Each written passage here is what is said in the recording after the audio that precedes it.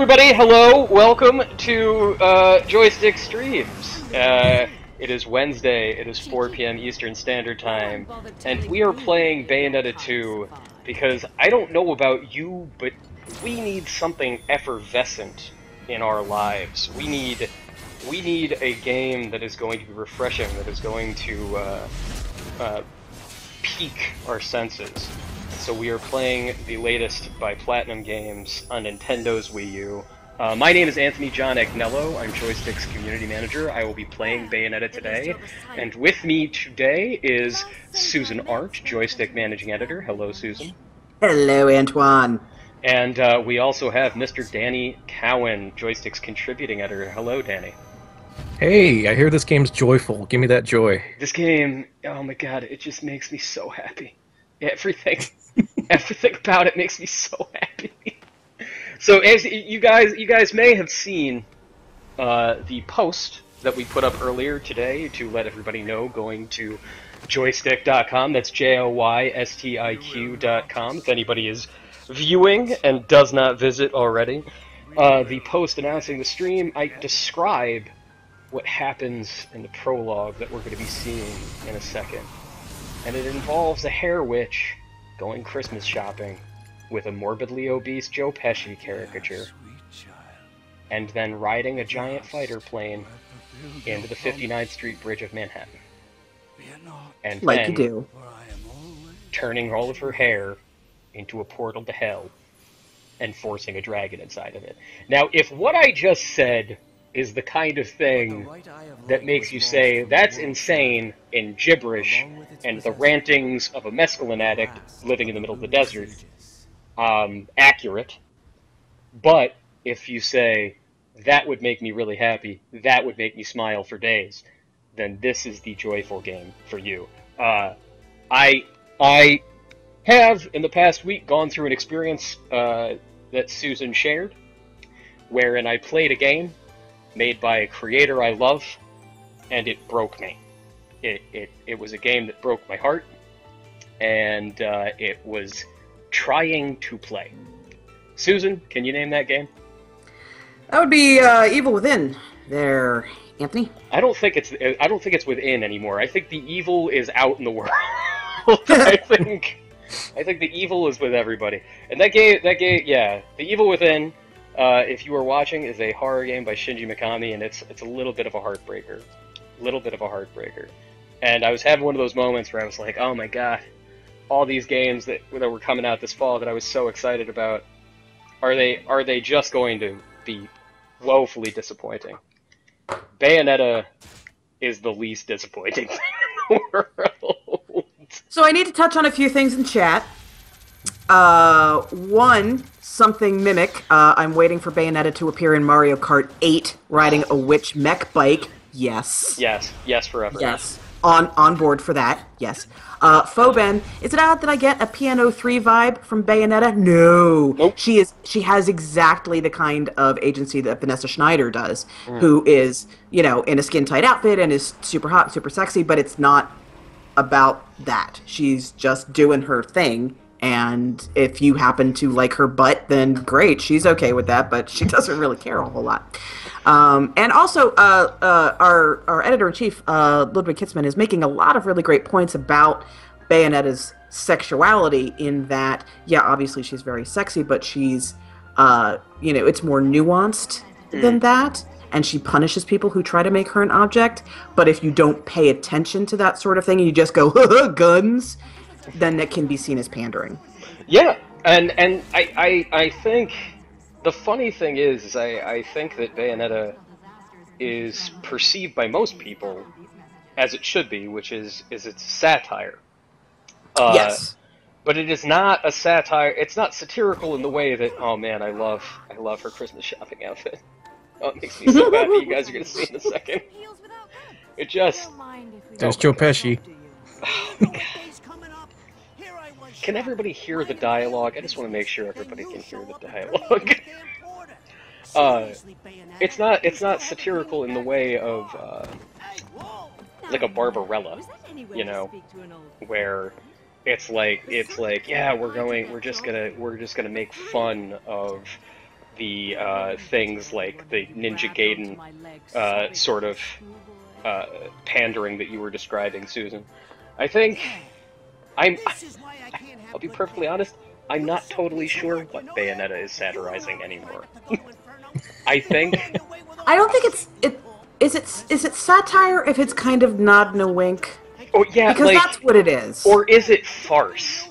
Because farce, if it's maybe farce, it's farce. Yeah, it's farce. That's a better way to describe it. Yeah. Yeah.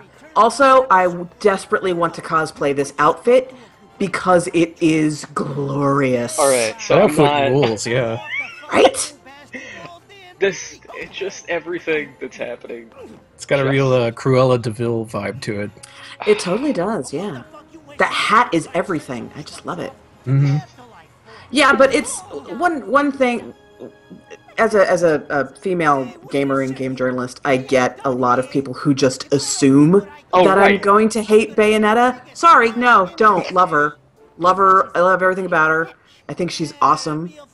I think she's just, she's completely in control of how she is perceived, and she owns her sexuality, and I love that. I don't think you have to be dressed like a nun and be super serious all the time to be a strong female character in a game. That's the difference. Yeah, she's competent. She's in control. She's not like constantly helpless and in need of rescuing by a man or something. Exactly. If you guys are wondering, by the way, this does happen in New York.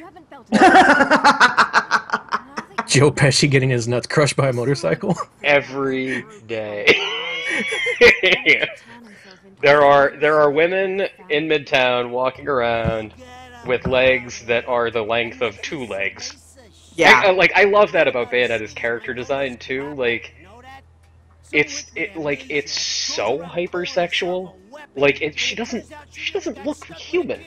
Like, no, it's not. No, no. She's practically a spider creature. She's practically a spider creature.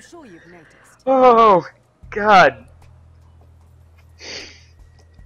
So, just to catch you guys up, if, like Susan, I know I was saying during the pre-show that I would almost recommend playing this before Bayonetta 1. Yeah. But, like, this does actually strangely continue a lot of the story of Bayonetta 1. And the story as it's presented in Bayonetta 1 is almost incomprehensible. Mm-hmm. Whereas this is, like, a lot more clear about what's actually happening. Like, it is far more coherent out from the start. Thank God. Yeah. That was a problem I had with the first game. Danny... I eventually just got tempted to skip the cutscenes. Alright, Danny, can you explain what Bayonetta 1 is about? Nope. I actually only played a few levels, and it's been so long, I honestly cannot tell you what it's about. Oh my God. So there's some conversation going on in the chat about whether or not this will ever come to PS4, and Something Mimic says that if it does, then she'll have either a Nathan Drake or Sackboy costume, and I advocate this. Sexy Sackboy. Oh, sexy Sackboy. Supported forever. Well, he's got that zipper up the front, right? So just kind of... Mm-hmm. Well, you guys know what Platinum has said about that, right? No, I do not. Platinum has said, flat out, like, guys, if you want Bayonetta 2 to be on other platforms, Nintendo is going to have to be the one to put it there. Because Nintendo owns this game. Like, Nintendo paid for its... It's not like a situation like Tecmo Koei had with Microsoft and Ninja Gaiden 2. You know, where Microsoft Game Studios published Ninja Gaiden 2, and then Tecmo Koei was like, well, we're going to make Ninja Gaiden Sigma 2, and Sigma 2 Plus, and that's how we can get around these publishing restrictions. Nintendo flat out paid for this game's development. Oh, well then. Unless something dramatic happens. They've been doing that with them and Sega, though I think this game was probably a better deal for Nintendo than, say, Sonic Lost World. Right. Hey, Sonic Boom is still coming. Sonic there is... God, I love this game. What's happening? She's riding a jet. Man, everything you described is actually happening. I can't believe this. None of what I said was an exaggeration. I was being as literal as I possibly could. I try to avoid doing this in my Sunday best. I just, you know, she's practical. She's a practical lady. She's a pragmatic lady. Yeah, I mean, first of all, white gets dirty. Yep. So, as we can see. So it's really, you don't want to be wearing your nice, really crisp whites when you're fighting an angel on the back of a jet. You don't, because there's going to be smudging. And then you got it. That is clearly dry clean only. Yeah. There's no way that's machine wash. Yeah. No. That is only. Let's be honest. I'm gonna go ahead and bet that Bayonetta has a wardrobe that is a lot of one-time use items. Yeah. Yeah, that's true. That's a lot of custom fittings, a lot of one-time use. I respect Isn't this all her hair anyway? Or is that like a separate outfit? Oh, she's naked now. Yeah. Yeah, that is a her battle costume is hair. A nude woman in a Nintendo game. A Nintendo published game. That is that makes me ecstatic in so many ways. Yeah, but that's a cool not for horse. pervy reasons. Like, let's be clear. Right. Like, she's just awesome. The scene, oh my god. The butt bouncing, it's killing me. The thing is, like, you can't... It's so clearly not meant seriously. Right. You know, this is just, it's so over-the-top absurd that you can't take it seriously.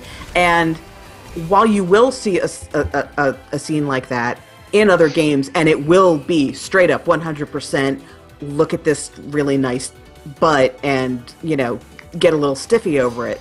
Here, like, let's review. She's on the back of a jet. She's wearing her hair. I mean, it's so over the top ridiculous. I find it impossible to be offended. Yeah. Like her boot just came out of a portal. Like, give me a break. You cannot take this seriously. A giant stiletto heel erupted from a hair portal. This is why I never buy anything on sale. I'm not gonna lie. If I could pull off that outfit, I'd wear it all the time. Just clearly. Non-stop. Dude, that's comfy. Okay, hold on. It's got to be a fabric that breathes, though. I think we all agree. Yeah. I mean, like, if that was like pleather, I'm not doing that. Oh, yeah, no, that's... So, I like this scene, though. It's really cool how the city scrolls by back there while you're fighting. Oh, man, there's some... Danny, there's some images in this game. You're gonna see another one, because, like, at the end of this stage, there's a boss fight on the 59th Street Bridge as it disintegrates. And it's amazing. But there's also, like, there's a moment later on where you have to get over a lake, and a, like, wave comes by, like a giant tidal wave, and you freeze time as the tidal wave goes by, and then you run through it like it's a tunnel. And it's just this insane image that you just don't see anything like that anywhere else. You guys are about to see her awesome guns erupt from a heart-shaped box. I love the things that this game allows you to say, like, out loud. I just want to know what's going on with Santa. Okay, Santa is your buddy in the first game, too. I see. He is the demon shop owner. Hmm. Who is constantly helping you out. Is he dressed like Santa in the first one? No. It's just Christmas. It's just Christmas today. Oh, well, it's just Christmas now. Okay, of course it is. Yeah, in the first game, when you go to his shop, sometimes you'll walk in and he'll go, "Ha! What are you buying? I heard that in a game once." Nice. Which is, I appreciate the explicit nod. I am, by the way, using weapons that you do not have typically in the first level. Like this really awesome bow that shoots giant green demon hornets. Because that's what bows do. So, while we were setting up to we were talking earlier about what we were talking about moments in games that just make you deeply happy.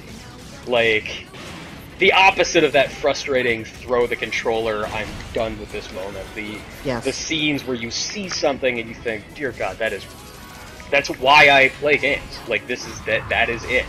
This game, like saying she goes Christmas shopping with a morbidly obese Joe Pesci imitator and then rides a jet killing centaur angels. That is why I play video games. That feels like something that was made just for me. So, how about you guys? What is a moment where you were playing something and it was just for you? You go first, Danny. Okay. Well, just last week I was replaying Oendan for the DS, and oh my god, that game is just like back-to-back moments of sheer joy and catharsis and all kinds of feelings. Like when you save the Earth at the very end of the game, oh my god, just everything visually, the music, it all fits together to just create this incredibly joyful moment. And it rules. You should play that game. Danny, I think I need to replay Wendon. Do you still have that around, Susan? I do, yeah. You absolutely should play it then. Elite Beat Agents is also really great. There's an Avril Lavigne song in it, and that's the problem. I got to that, and I'm like, I can't do this, I'm sorry. Oh no, that's Elite Beat Agents, and fair enough. Okay, but okay. The Japanese one has a totally different soundtrack. Oh, alright. I actually like it more. Elite Beat Agents is still really good, though. They are wholly different games, right? Oh, jeez. Mm-hmm. Oh yeah, all the story sequences, everything, completely different. So, I imported Wendon back in the day, and the horrible truth is that I'm just no good at it. Like, it's hard. It takes hours to get good at that game. And if I can handle like moderate rhythm games, I can play Theater Rhythm, the Final Fantasy rhythm game, because it's fairly forgiving. Even when you're playing the ultra stages, it's not like on like the hardest level. Wait a minute, I have to interrupt. You just fed a centaur angel into like a threshing machine. Oh, that's right. Yes. Okay. Business as usual. Oh, that's precisely right. Why, yes, I did. Where did this threshing machine come from? Is this something you can bring up at will? All right. Whenever you find yourself asking who, what, when, where, how, or why while playing Bayonetta, the answer is always, don't worry about it. Every time, the answer is, don't worry about it. I love that. I love everything about that. It makes me very happy. Outstanding. My pure joy gaming moment. Wait, what is happening now? What are you doing? I told you. What is happening? Magic is happening. Don't worry about it. Here's how I feel like the design of this game went. They just threw out like they wrote down cool ideas on slips of paper, like fighting a dragon, riding a jet, centaur angels, threshing machine, and then they just stuck it all in a hat, and it's like Mad Libs. Yeah. And they just pulled them out. Bayonetta fights a blank while riding on a blank.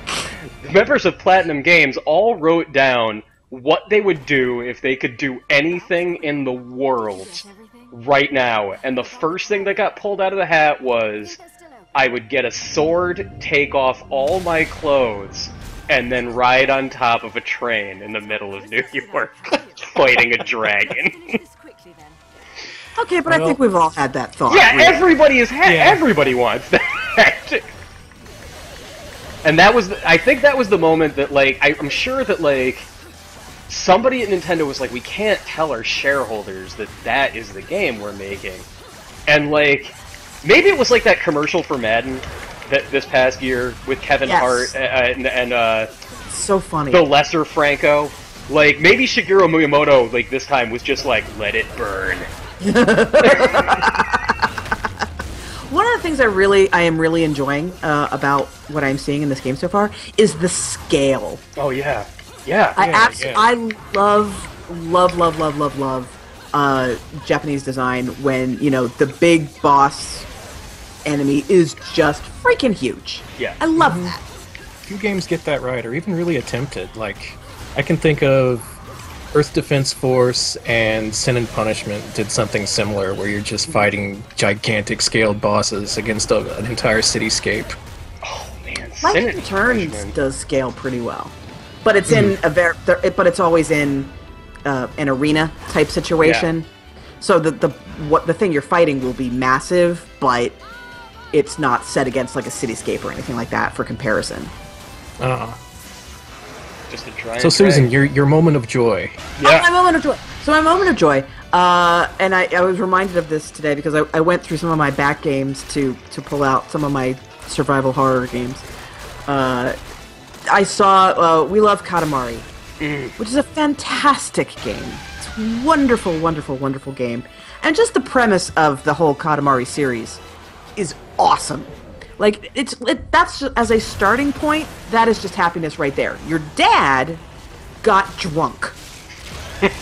And he knocked all of the stars out of the sky. Susan, is this the Xbox 360 one? No. This is a PS. This is the second Katamari game. This is the second one. All right. The best one. Yeah, the first one's Katamari. Yes, it is the best one. First one's Katamari Damacy, and then We Love Katamari. So your job as the prince is to roll up new stars. So because your dad is a jackhole and he's not going to take care of it. So in the first game, it's just about rolling up stuff. But in the second game, there are different like challenges that you have to do. So there's this one level where you have to roll up the biggest Katamari that you can without rolling up any bears. There's just all sorts of bears all over the level, like bears walking around and bear statues and stuffed bears and all that kind of stuff. And so you have to try and make this great big massive Katamari without rolling up a bear. And as soon as you hit your first bear, the level stops and everybody in town just yells, "Bear!"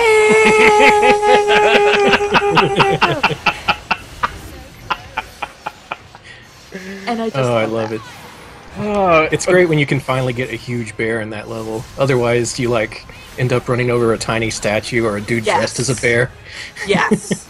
So, I have a confession for you guys. I have only ever played the original Katamari Damacy and the one that came out for Vita, which I did not really care for. No. Oh, get yourself a copy of We Love Katamari. All right, I'm in. It is That is by far the best one.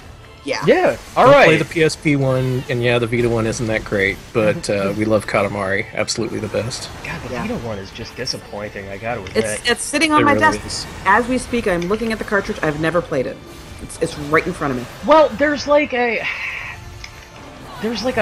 social element that just really doesn't work. Oh, ew! Really? Yeah, I mean, no. like, so the whole thing is the way the levels work is you find people, like characters in the stages, and they give you like a certain number of things to do, and then it's supposed to be like your PSN friends as well. Oh, ew. Okay. And it just doesn't really gel together.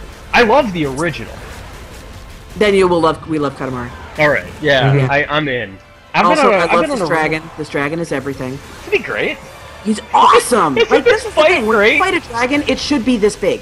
Yeah, Yeah, he's huge and detailed, and that rules. Yeah. and I love everything. Yeah. Like those And- teeth. none of this controls awkwardly. It always feels like you're in control. It never feels like you're just in a cutscene. Yeah. It feels perfect. Like, oh god. I messed it up. You always have to, when you do the big finishers, you have to press a button really, really quickly to max out the score. And I always have like a half second where my brain needs to be like, wait, Y? X? What's happening?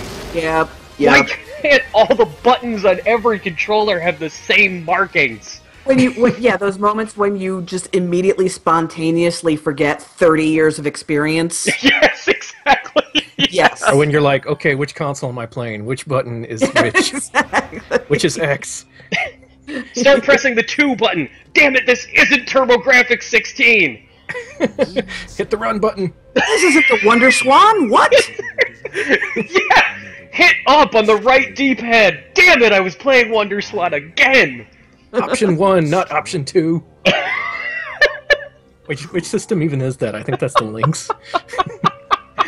Danny, Oh my god, it is. this Yes. isn't the run button. Okay, but you know what's really great about the Lynx? You could play it left-handed. You could play it left-handed. You could play. That That was is a really good idea. You could play Yeah. some games vertically. Yes. But- yeah. It was And it had heavy backlit tech. screen. Yeah, that was a gorgeous piece of kit, man. Yeah, for the 8 AA batteries or however long it Yeah. took to get Oh, it was- 20 minutes of gameplay. So Hippity Boppity says that I think Bayonetta would despise Kratos. I kind of agree. She'd be Oh. like, dude, unclench. Yeah, like Yeah, just she'd be like, decaf. dude, you're trying too hard. Come Just- on. Yes! calm Just lay down. down. I Go with the like, flow. Can I enjoy? I've only played the first 3 God of Wars, and I know there Then are you're more. good. You're good, Yeah. really. You're fine. And I still to this day maintain, like, Danny, did you play the God of War 3, the PS3 one? I did not. I only You did played the not? first one. Susan, I know you have because we've talked about it before. Mm-hmm. But I maintain Also a that game that did scale very well. scale amazingly. The opening Yeah. level of God of War 3 remains one of the most visually impressive things I've ever seen in a video game. That's fair. I can't believe it came out 4 years ago because it's still crazy. Like, because you fight against Poseidon, and like while scaling Mount Olympus. And for half the level, you're on the back of a Titan, which is like the size of a skyscraper, who's going up a mountain. And Poseidon is like infecting the Titan as you go up the mountain. And these giant mountainous horses made of water will like erupt out of the side of it every now and again, and you'll have to do this boss fight. And it just it's like a giant horse made of water, and it has It's really cool. and it has crab legs, and like the water is constantly flowing. It's very difficult to describe, and if I sound like a crazy person, it's because it is crazy. No way, that sounds great. It's awesome. The rest of the game is actually very good, but Kratos, I hate that character. Like, See, that's the thing. Like, in the first one, it's like, okay, he's pissed because of what happened to his family, and you could get on board for that. yeah. And then the more it dragged on, it's like, okay, we get it. Yeah. You're a dick. Come on, dude, get over it. God. I understand. Like, it just... There was no more depth to his character Yeah. after that. And, like, not that there needs to be depth of character for what is just a really nice, flashy action game. Yeah. You know, not everything has to have a really rich narrative. But you do have to want your protagonist to succeed. Yes. Absolutely. Yeah. And after a while, it's just like, oh, God, you're just a tool. And he just there's no sense of humor whatsoever. There's never any relief from the relentless self-seriousness of it all. Yeah. He's always Yeah. brooding, always angry. Yeah. Like... Also, by the way, Joe Pesci is making great faces in this scene. You guys can see that I did this faster this time. But my combo chain... So this is what happens to your combo chain when you're talking to people. Oh, yeah. I beefed that, but good. Only a silver. Psh. Whatever. What? So on the like moments in video games that make us ecstatically happy, the 3 of us were sharing one of our favorites earlier. And this, like, I want people to, like, if you're in the chat, if you're watching us right now, and you say, what the hell are these people talking about? Go find a Dreamcast, and then go find the little game that is known as Sega Bass Fishing. Mm-hmm. It will make your life better. Because, like, alright, I understand the spiritual calm that comes with actually fishing. If you're standing with waders in a cold stream, you actually land a hit, and you get a fish, that's great.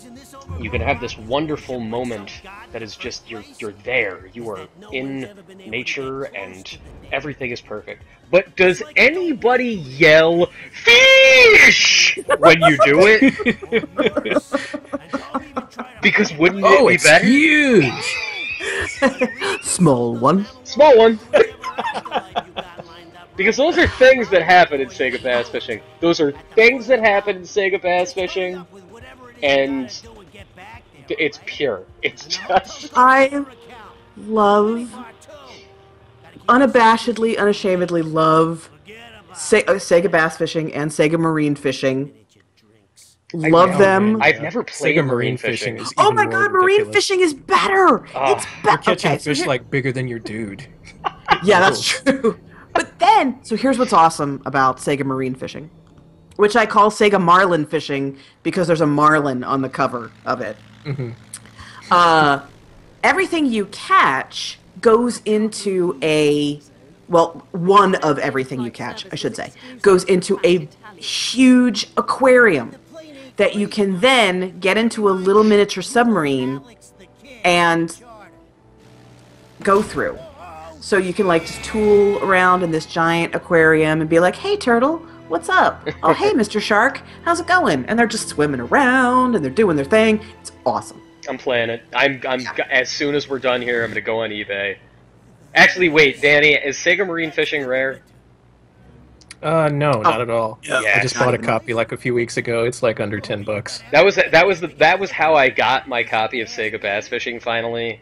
The website Play Asia, which if you guys are like that is like a weird, Oh yeah, it's a great. I can't go there. They're plushies.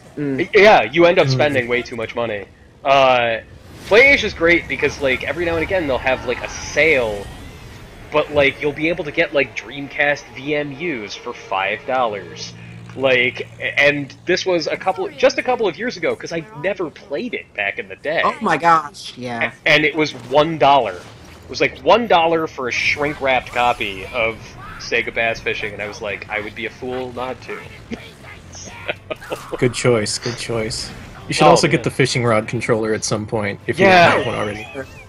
Okay, why? Oh, by the way, no- Susan, yeah, Yeah. one of the main characters is a sugar glider. Yes! Well then, game of the effing year, right there.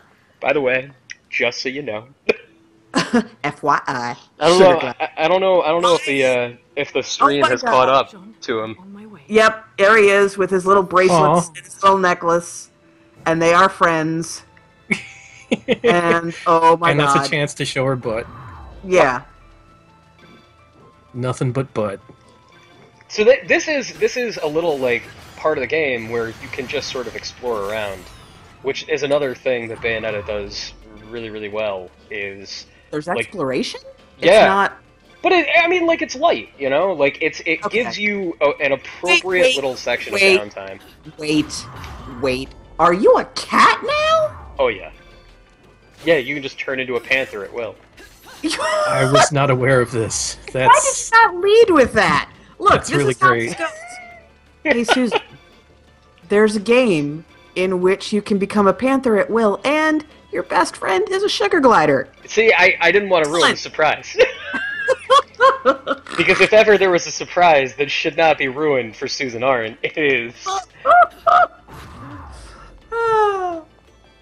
Yeah, it's real nice. It's really nice. Okay, so what is the is there a goal with the exploration? Can you find stuff? Yeah. Just to look around? So this part of the game is you can go around. There are hidden treasure chests. Okay. And some of them are in plain sight. It's very much like the original Devil May Cry. I There are little treasure chests. There are... Oh, see? Here we go. Here's a hidden treasure chest that you guys are going to see when you catch up to the stream. But it's like blue and sort of shadowy. And it will show you 5 little pieces of key scattered around the environment. And you have to gather them up in a certain amount of time. in order to get into the treasure okay, chest. okay. That's And, like, fun. totally optional. Totally optional, but it is such a great way to give you a break from the, oh, here's, like, the stuff that... oh, come on, get up there, Bayonetta! I literally did just pull that off. You were just a butterfly. You were a butterfly. Oh, yeah, she has Yeah, butterfly I saw wings. it. Lots of butterflies. Hold on, I'll get... That's nice, though, because this game is just fun to control and mess around with, and I'm glad they give you the chance to do that without having to fight off enemies. Yeah, like, and if everything is intense all the time, Yeah. it doesn't... This was one of the things that Evil Within gets so wrong. Like, in the original Resident Evils, one of the things that makes those games work is when you go into a safe room with that chest for all of your items, and it starts playing that calm music, and you can, like, save your game, figure out what you need. It gives you a breather. It gives you something, like, peaceful. There was a balance. You have butterfly wings, and I love that. There was a balance between exploration, puzzle solving, and combat. Yeah. Because if you're just tense all the time, you stop being tense. Things You're stop numb. being scary, and it stops being as fun. When that is used to accentuate calm moments with, you know, like, which you're solving a puzzle, or you're looking around to find a key, or you're doing whatever, then each one balances the other out. And when Resident Evil is at its best, it's got that ratio down really well. And Devil May Cry is great at that, because DMC does that really, really well. I need to play that. Oh god, Susan, play DMC. And if you want to talk about a game that is, like, all about explicit cheesecake, like, in-your-face sex, Dante in that game... I can't play that game with my wife in the room anymore, because I start to get, like, there are jealousy issues. Start to feel a little like, she'll be like, oh, why are you leaving from the menu so quickly? Because the menu is like a shot of half-naked Dante sitting on a throne, like, being... Let's stream that. Oh man, you know, now it's just, I'm feeling all inadequate again. Right here in the air. Man. You can't compete with that. Can't compete with any of that crap. Damn it. Oh, so she always has butterfly wings in her shadow, someone is saying. Yep. In the chat. Oh my god. Okay, this game is literally exactly like Metal Gear Rising. Oh man, Metal Gear Rising. There is another one where, like, super self-seriousness is tempered by, like, the best sense of humor in the world. Did you guys play through Metal Gear Rising? I did not know. Oh man. So Metal Gear Rising is great, and it only takes about 8 hours to play through. I highly recommend it. I know Ludwig highly recommends it. I know Zav highly recommends it. It's great. It's so good. So, one of the main enemies that Raiden has to face at the beginning of the game is a robot dog. And the robot dog basically speaks like Hal from 2001. Of course it does. We'd be like, I have been built to destroy you, Raiden. And so you fight him, and rather than just killing Robot Dog becomes your best friend. Okay. And so Raiden and Robot Dog have to go to Mexico to find a secret military base in the sewers. And they're like, I am a cyborg ninja, and you are a robot dog, so we can't just go to Mexico. Because we need costumes. So they show up, like, straight dressed like Speedy Gonzales. What? It's like of course you do. The game, like, the level begins and Raiden is wearing a poncho and a giant sombrero that, like, just over his ninja parts. Like he's not wearing makeup or a mask or anything. It's just a sombrero and a poncho over the ninja body. I love it. With a robot dog. I love it. Yeah. But wait, does the robot dog also have a sombrero? No, he's just hanging out. That's lame. with his robot dog. I know that there is DLC where you get to control Robot Dog that I've never played. Okay. That's too unbelievable, though. Dogs don't wear sombreros. Not for long. They do tend to knock them off. But he could at Yeah. least have had a poncho. He could have something. Oh, true. Okay, so GHM314 is saying safe areas are not required for good pacing. No. No, not at all. You don't need a safe area, but you do need a balance. You need quiet moments to counter the louder moments. Yeah. That is required for good pacing. It can't just be one tone the entire time. Yeah, and Metal Gear Rising is like ceaseless. Like that is just like action, action, action, action the whole time. But it works there. Like that pace is suited for that game. Right. And God of War is like that as well, but it's also that kind of game. Yeah. God of War has some good puzzles too, I have to say. Like every now and again where like you have to like they're not puzzles, more like environmental challenges. Like where you have to kick a statue through a room, but you have to keep it from exploding or Oh my god, she does have a butterfly shadow. That's awesome! Yeah. Yeah, wow. So, Anthony, I've got a question for you. Oh, hit me. In Bayonetta 2, are there any QTEs that kill you instantly if you don't do them? I have not seen any. Which Okay. and there are so like that was a problem in Bayonetta 1. Yes, that's why I stopped playing that game, which is why I specifically asked about it. Yeah, and they came out of nowhere, where you'd be in the middle of a cutscene, and it would just be like, oh, time for a QTE for no reason, get on the bus!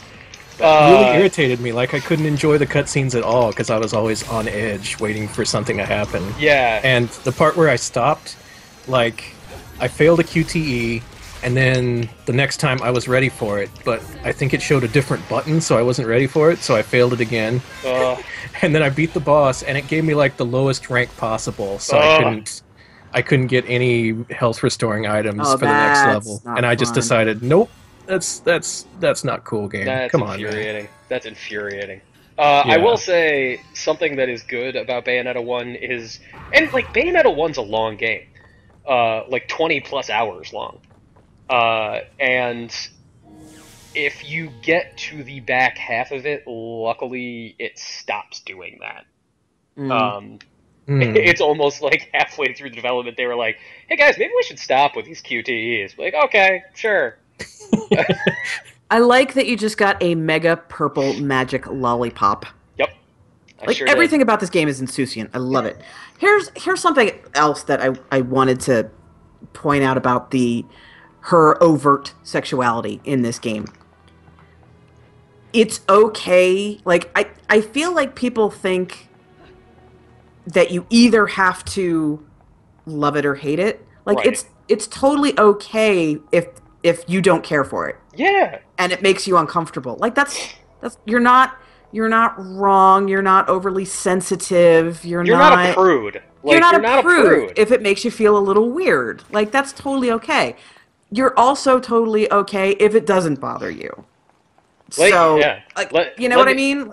Let me say, Susan, that Bayonetta 2 makes me feel weird. Yeah. But in a good way. But in the best way. She would be fun to hang out with. She would just, like, if you were friends. Because I think there would be that, like, worry that she was making fun of you otherwise. Yeah. And she would be, let's be honest. Yeah, like, let's be honest, she would be making fun of you. So I am pushing, I know we only have 15 minutes left, but I almost have 100,000 halos. Okay. Oh, is that what that's what they are, they're halos. Yeah, they're halos. Okay. When I have 100,000, I think I will have enough to purchase the Star Fox costume. Awesome. Yes. So I am pushing hard to hit that goal. We're only 7,000 away. Everyone I like the way she blows a kiss after each battle. Yeah. Very nice. Very classy. Oh, here's some cool stuff with the environment. I love this sequence. Danny, did you play DMC? I did not, no. Oh, man. I hear that I should, though. That's another one where I cannot recommend making the time enough. If you like beat 'em ups, I do. I think that game is, without question, the best thing that Ninja Theory has done. Because Is it in any way similar to Final Fight? oh god, what was the Xbox, like the original Xbox Final Fight? Final Fight Streetwise. Streetwise, yeah. I had to review that game. has it That was right there. That was one heck of a 2 out of 5. Let me tell you. God, I remember when it came out, just thinking, why is this coming out? What possible reason could they have for making this right now, of all times? The thing is, that game is so close to being good. Like, it knows how silly Final Fight is, and for a while it fully embraces it. And then, by the end of the game, oh, spoiler by the way, the entire city gets addicted to drugs, and they all turn into zombies. Yes. Of course And fighting they do. these enemies becomes completely different and completely frustrating, and it sucks. Which is unfortunate, because before it was goofy and kind of stupid, but on purpose. God, Capcom, every Japanese developer got so weird on the original Xbox, because Capcom made that. Capcom also made Dino Crisis 3, which is just... Who in their right mind would make Dino Crisis 3? No, actually, it sounds awesome on, like... I was gonna say, like, hello. Yeah, when you say dinosaurs on a space station, that does sound incredible. Oh man, dinosaurs on a space station with rocket packs. God, now I just want to play it, and I'll be disappointed all over again. That does sound great. What are you talking about? Yeah, it sounds amazing. Although Doctor Who screwed that up too, so... Oh, in yeah! fairness, dinosaurs on a spaceship. There's dinosaurs on a spaceship. Terrible, terrible, terrible episode. Now we know why So Stephen bad. Moffat did that, because he played Dino Crisis 3. Oh, yes, that's what happened. That's exactly right. You know, I'd be less angry if that were true. Yeah, actually well, Susan, didn't you tell me that they came up with the title of that episode Yes. and then wrote backwards? Yes, they were like, yes, they came up with the phrase dinosaurs on a spaceship. That became the title, and then they wrote the script from that. That's not how you write. That's not how you do it. It's not how you Yeah, it's got to happen naturally if you're going to put dinosaurs on a spaceship. Yeah. You just gotta... You can't chase the dinosaurs on a spaceship. You just gotta let it happen. Alright. I think there's one... Is that a harp? Do you have a harp on your back? Yeah, so you can steal some weapons from your enemies. That's cool. And I will say that the ones you find early on here are actually better. I'm gonna skip this cinematic in the interest of trying to get a Star Fox costume. Okay. God, do I love these swords.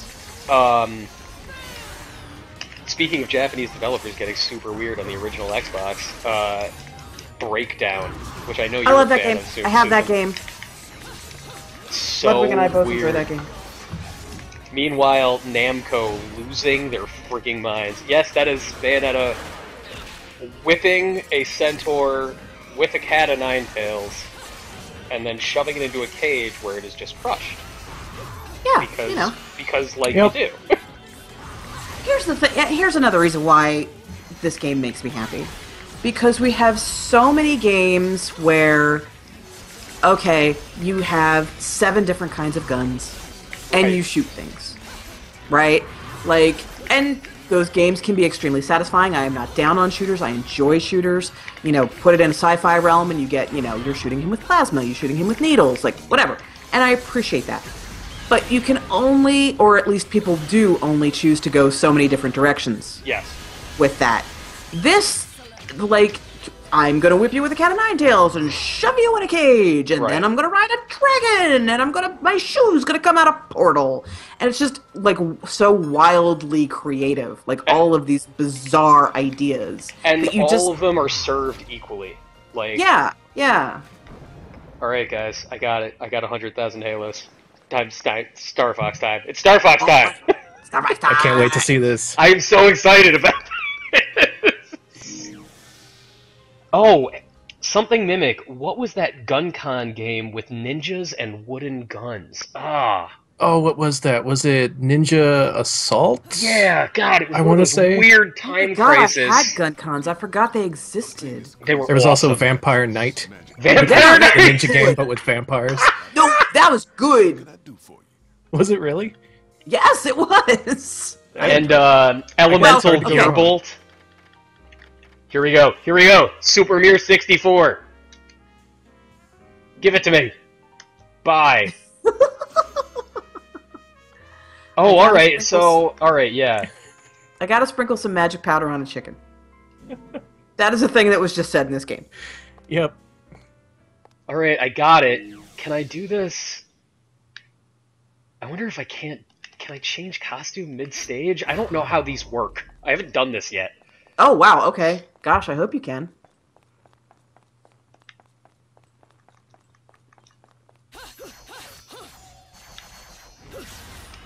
Alright, alright. Menu. And... Oh my god, I can't do it. Oh. Alright. Then where did it- Alright, well... Alright, I can finish the level. Oh, you can only do it at the end of the level? Alright, yeah, you might only be able to do it in the menu, the mid-level Okay. menu. But I think Okay, I'm right at speedrun the time. end of this chapter. Okay. I think. And yeah, you're about to see some weird gravity bending stuff. Something Mimic suggests that we should stream a GunCon game, which sounds like the most difficult thing in the world. So, Considering one of those us... games don't work with HDTVs. I was just gonna say, do any of us even have CTRs anymore? I do, CRT. but, You do. Or CRT. but it would involve running the Elgato through like 3 different input things just to make it work. Just to And make it's it making my work. head hurt. Yeah. I I don't even just- have my gun cons anymore. I don't have... That's the thing. I don't have any... The oldest games I have at this point are GameCube, PS2. That's right. Xbox. Everything from the 90s is gone.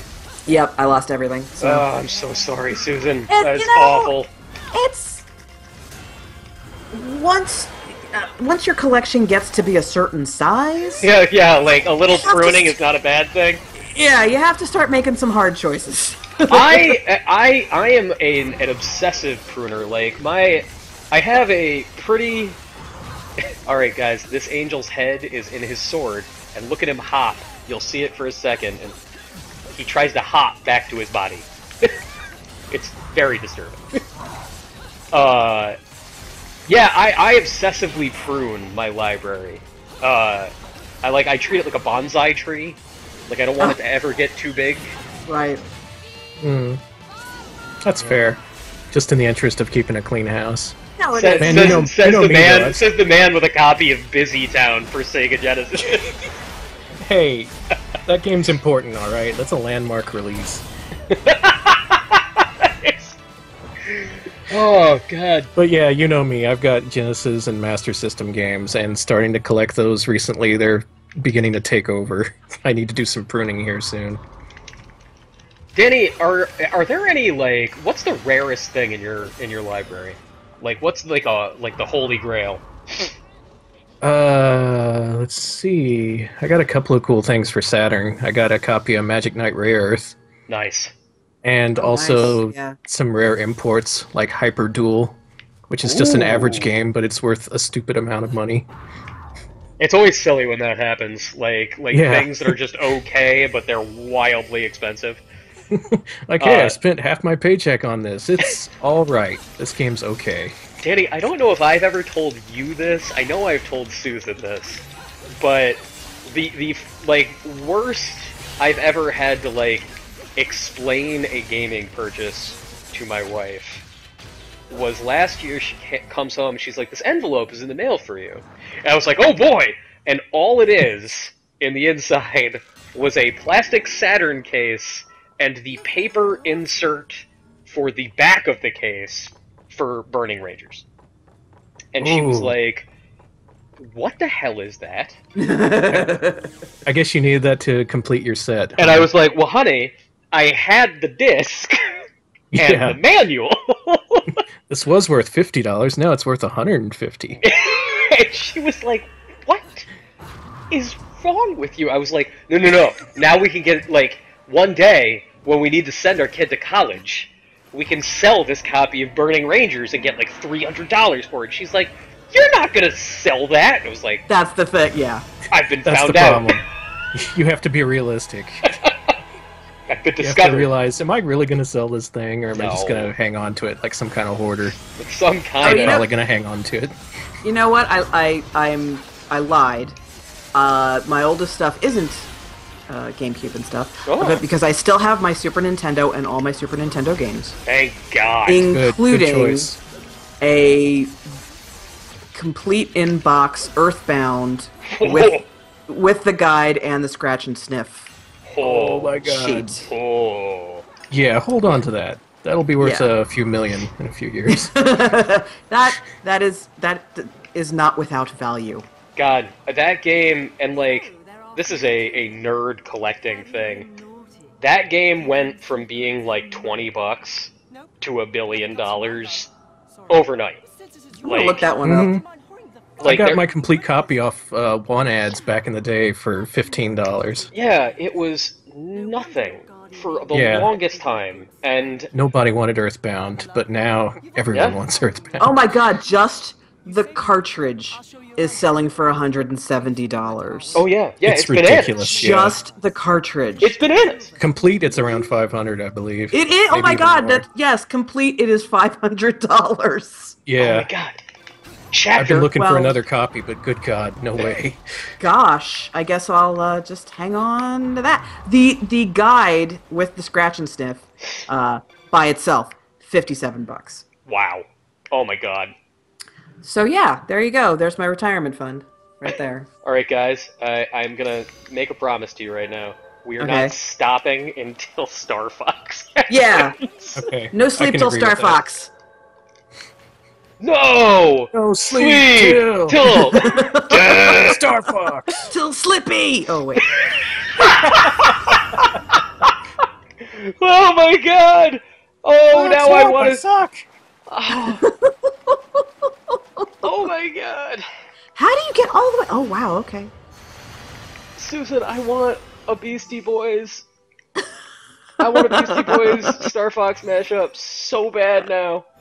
So bad. Come on, Chapter. Alright. Oh, I have a question. What are on your meter? What are those little pink? Alright, the little pink Or things. purple. When Purple. so as you fight, those fill up. Okay. And it's, it's your standard, like, super move. Oh, I see. Okay. Was that the Thresher thing? that you No, had? no, no. Okay. It's the Umbra CLIMAX, which, so what I just did was I activated it there. And you essentially, like, it doesn't make you invincible. It just makes your powers, it just enhances your damage and everything for a few Okay. seconds. And Gotcha. the better you do, the better you are at dodging. This game Uh-huh. is very much about dodging. On like right as you're about to get hit by something, if you dodge out of the way, it will slow down time, Oh, and cool. that'll be All witch right. time. And when you're in witch time, that builds up your Umbra CLIMAX meter quicker, I see. and so on and so forth. Every time it says Umbra Witch on screen, I think it's saying Umbrella Witch. And I want this to be some sort of weird Resident Evil spin-off. Oh, that would be awesome. And then the zombie shark comes in. Engineering witches. One of my favorite things in the world is that Devil May Cry was supposed to be Resident Evil 3. Oh, you didn't know that? Devil May Cry started as a Resident Evil game. Interesting. Yeah, so after Hideki Kamiya, the creator of Bayonetta and Devil May Cry, currently of Platinum Games, had done so spectacularly on Resident Evil 2 that they were like, alright, well, you knocked it out of the park. Shinji Mikami is working as producer with these other guys on Code Veronica. We want you to do 3. And so he started making this game. And then he was like, yeah, it's gonna be crazy. There's gonna be a castle and evil marionettes, and just you guys wait. And they were like, we trust you. Do whatever, do your thing. And apparently they came in and were like, we can't call this Resident Evil, sir. We like what you have made, but we cannot put this name on your bizarre red coat man. Bizarre red coat man. You like where your head's at, kid. What are you doing, son? We got a new character here. His name is Dante Redfield. You down with that? You like what That's I'm my laying cameo, down? by the way. That's the Mikami imitation. Alright. I've got to be, like, right at the end of this chapter. I know I'm close. So you can only do it at the end of the chapter, not the end of the verses? Yeah, you have to get to the menu. Ugh. I'm so close. That seems rampantly unfair to me. Yeah, you want to just be Star Fox right now! Well, I mean... Alright, that's the way I'm going. I know where I'm going. There we go. That kid in the hoodie that I am following is the Sugar Glider, by the way. Oh! Alexander's Okay. asking if you're wearing Flood from Mario Sunshine. Yes. That's another one, Shine Get. That always made me happy. It's impossible Shine not to Get! smile at that. Shine Get! Right? I love that they were like, wow, we can't take it out for the American version, so the the shine is just off center. Like, you know that get is just out of sight. Like, I don't know about your ways, Nintendo of America. Now That I would need to not- fire that up to see if that's true. Oh yeah, check that out. Like, it's they just lower it. Like, God, the where's shine get that? is Oh, that's true, they really did. They just shoved it all the way down the bottom, didn't they? And it's like... I don't they wouldn't do that anymore, which is cool, I think. Like, that's the old Nintendo. I think they've caught into the fact that people like it when they're goofy. That game was amazing. So that game good. was so good. So hard. So Very hard. hard. Very, very hard. God, But those... I think it's way better than Galaxy 2. Really? Yes. Yeah, Yes. I would... Oh, come on. The cloud Yeah. suit and the rock suit. It's Wow, not I'm fun. just destroying this guy. And when you put Yoshi in a game and it doesn't improve exponentially, Yeah. you have done something very, very wrong. Well, Yoshi is not fun to use in Sunshine. He's not. He's not fun to use in Sunshine. Alright. Okay, Dead Dragon. Skip this cutscene. Oh my god, come on, yes! Alright, the chapter is over! It's Star Fox time. Alright, let's make this happen. Alright, gold statue. Yeah. I acquitted myself Right. better this time. Gold's pretty Wait. good. Something Mimic is asking why everybody sounds European in Heavy Rain. Because Heavy Rain, it was 'cause they're made European. by French Canadians. Yeah. That's why. Okay. It's supposed to take place in Philadelphia. This is what drives me nuts about it. It does not, oh my god, they're the worst Philly accents ever. They're not even... Oh, God, they're terrible. Okay, The kids in that change. game sound so bad. Yes! Everybody in that game sounds so bad. It's Guys, true, but the kids don't even try. guys, Daddies! That's very true. guys, this is happening, and she has a Slippy keychain on her shoes. No. I am not Oh, man. making Oh, my God. any Oh, of my this God. up. Hurry up, stream. Catch up. This Oh my is God. real. There it is. She's was wearing totally- a tail. That is completely worth 100,000 halos right there. Mhm. Yes! Who's on her right shoe? It is. So there's Peppy. That's Peppy on her right, Slippy on her left. This is the best thing that's ever happened. She's got little R-wing guns, and man, that's some And- love right there. Oh my God, this is awesome. That is love for the source material. That is, yeah, that is. Wow. Wow. I'm just trying to imagine Fox McCloud doing that pose that she does, like when she's just standing there, chest out, looking all Bayonetta, you know? Alright, wait. I gotta get the guns out. Hold on. Oh, she actually... They're actually R-Wing bullets! Like, it's the green R-Wing fire. Aw. Well, we've achieved something here. We've achieved something. I'm happy. I feel good. I feel good about what we've done. I feel like that Oh my god, they really are little R-Wings. Yeah. OMG. That is as good a It's place got as the lock any on. to end today's stream. She's stomping around, leaving a trail of butterflies, wearing a foxtail, and shooting R-Wings. Okay, our work here is done. I'm sold. I'm Yeah, sold. I'm I getting think we've achieved everything that we possibly can. Everybody, thank you so much for coming out today. Bayonetta 2 is out next week, and we will be back tomorrow here on Joystiq Streams. We are going to be playing Costume Quest 2, our own Jessica Lynn Condit. I like using her country star name. Jessica Lynn Condit will be here playing Costume Quest 2, and we will be giving away a whole freaking ton of copies of Costume Quest 2.